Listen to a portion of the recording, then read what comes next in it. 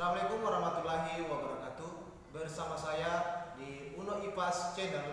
Jangan lupa subscribe, like, dan share. Yang paling penting adalah komentar Anda semua. Salam literasi.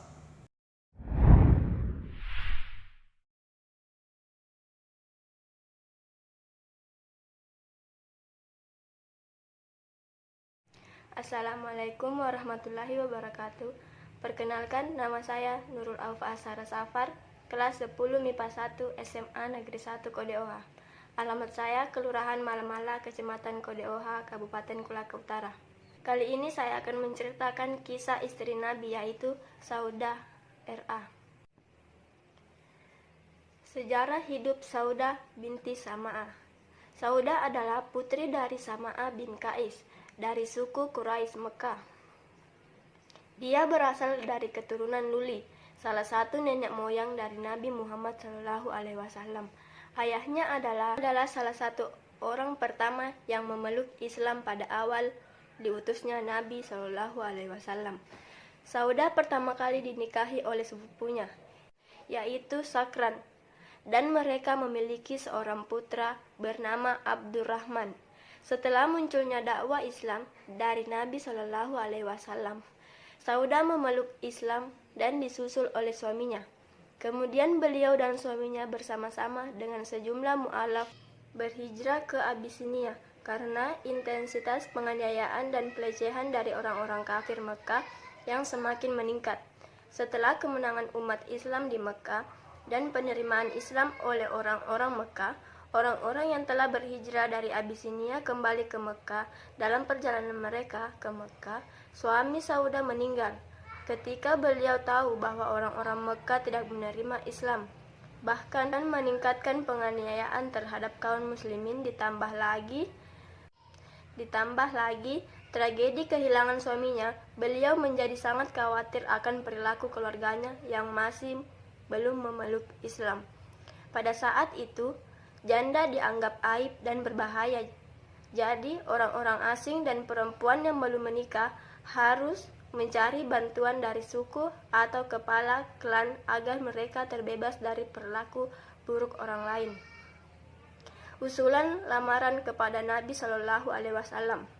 Bersamaan dengan peristiwa yang dijelaskan di atas, dan pada hari-hari sulit di antara duka dan kesedihan, Abu Talib, paman Nabi SAW, wafat, dan tidak lama setelah itu, istri Nabi SAW, Sayyidah Khadijah, juga menyusulnya. Nabi SAW menjadi sangat sedih atas kehilangan paman dan istrinya. Setelah kematian Sayyidah Khadijah, Nabi SAW tidak menikah selama 1 tahun.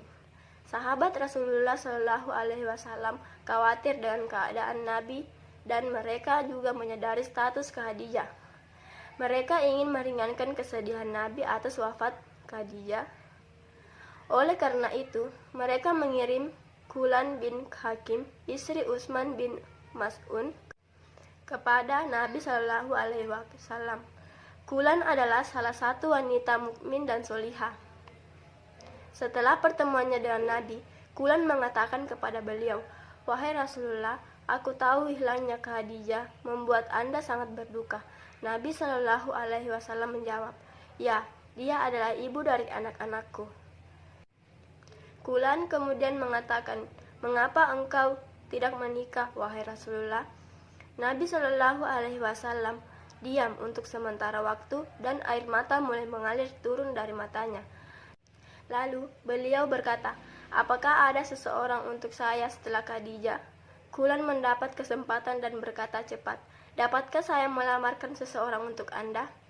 Akhirnya Rasulullah SAW setuju dengan keadaan Saudah yang merupakan seorang wanita tua. Kulan pergi ke Saudah dan mengatakan padanya, "Kabar baik hari ini adalah bahwa hidup Anda telah terlahir kembali." Saudah, "Kenapa?" Kulan, "Nabi SAW telah mengutus aku untuk memberikan usulan pernikahannya dengan Anda." Saudah, "Apakah Nabi SAW benar-benar ingin menikahi saya?" Kula, "Ya, saya bercerita tentang Anda dan beliau meminta saya untuk mengusulkan kepada Anda." Meskipun usia tua dan sejarah pernikahannya Sauda menghormati ayahnya dan berkata, "Jadi, saya akan mendapatkan izin ayahku dulu." Kulan mengatakan, "Saya pergi ke ayah Sauda dan mengatakan kepadanya, Muhammad bin Abdullah ingin melamar putri Anda, Sauda." Ayah Sauda mengatakan, "Muhammad adalah orang besar dan murah hati, tetapi tanyalah Sauda, apa pendapatnya?" Ketika Sauda menyatakan persetujuannya, kata ayah, "Katakan pada Muhammad SAW agar datang untuk upacara pernikahannya." Pernikahan yang bahagia ini berlangsung di bulan Ramadan, tahun ke-10 setelah dimulainya kenabian Muhammad SAW, dan Nabi tidak menikahi wanita lain selama 3 tahun. Pernikahan Nabi dengan seorang wanita tua membuat orang Mekah terkejut, dan setelah pernikahan mereka, Sauda terlindungi dari penganiayaan mereka, orang musyrik Mekah. Setelah menerima Islam dan menjadi seorang Muslim, Sauda Abdullah bin Sama'ah mengatakan, "Saya bertingkah seperti orang gila ketika saya mendengar berita pernikahan kakak saya dengan Nabi sehingga saya harus menaruh tanah di kepala saya." Setelah pernikahan ini, banyak orang dari suku Sauda masuk Islam dalam jumlah besar karena cinta mereka kepada Nabi Shallallahu Alaihi Wasallam dan moralitas beliau yang sangat luar biasa itu. Pernikahan tersebut berlangsung setahun sebelum hijrah Nabi ke Madinah. Sauda bekerja dengan rajin untuk menjaga Fatimah dan adiknya, Ummu Kulsum. Perlu dicatat bahwa selama Nabi tinggal di Mekah, beliau menikahi 3 wanita, Sayyidah, Khadijah, Sauda, dan Aisyah. Pernikahan lainnya dari Nabi Shallallahu Alaihi Wasallam berlangsung setelah hijrah ke Madinah. Munculnya perselisihan ketika para istri Nabi Shallallahu Alaihi Wasallam tidak senang dengan cara beliau dalam memberikan tunjangan. Mereka menuntut Nabi Shallallahu Alaihi Wasallam untuk meningkatkan jumlah tunjangan tersebut. Nabi Shallallahu Alaihi Wasallam memberi kebebasan untuk istri-istrinya, baik untuk tinggal bersamanya atau bercerai, sehingga ayat ini diturunkan. "Hai Nabi, katakanlah kepada istri-istrimu, jika kamu menginginkan kehidupan dunia dan perhiasan, maka datanglah ke sini supaya aku berikan kepadamu mut'ah, dan aku ceraikan kamu dengan cara yang baik. Dan jika kamu sekalian menghendaki keridaan Allah dan Rasul-Nya serta kesenangan di akhirat, maka sesungguhnya Allah telah menyediakan pahala yang besar untuk siapa saja yang berbuat baik di antara kamu."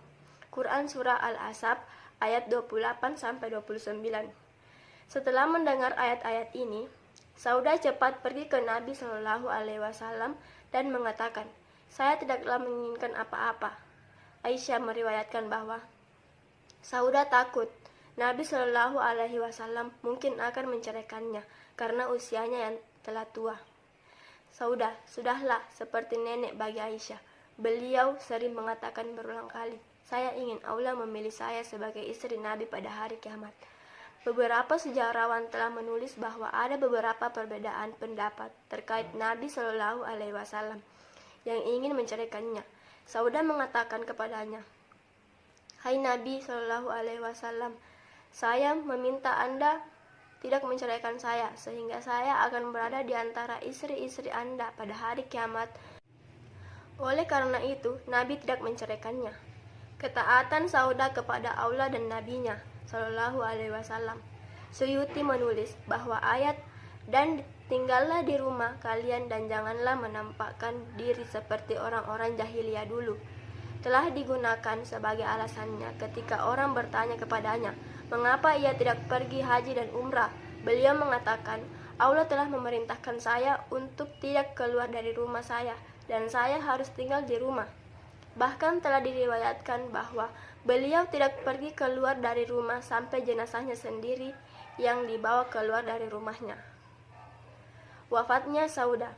Sauda meninggal ketika kekhalifaan Umar bin Khattab dan beliau dimakamkan di pemakaman Baqi. Sekian cerita yang bisa saya sampaikan. Semoga kita semua bisa mendapat hikmah dari cerita ini. Terima kasih. Wassalamualaikum warahmatullahi wabarakatuh.